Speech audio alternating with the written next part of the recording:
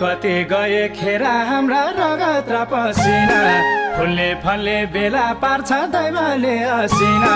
चरा मुसाई खेतीमा खडेरीको डरा कहिले भएन किसानलाई जिन्दगीको भरा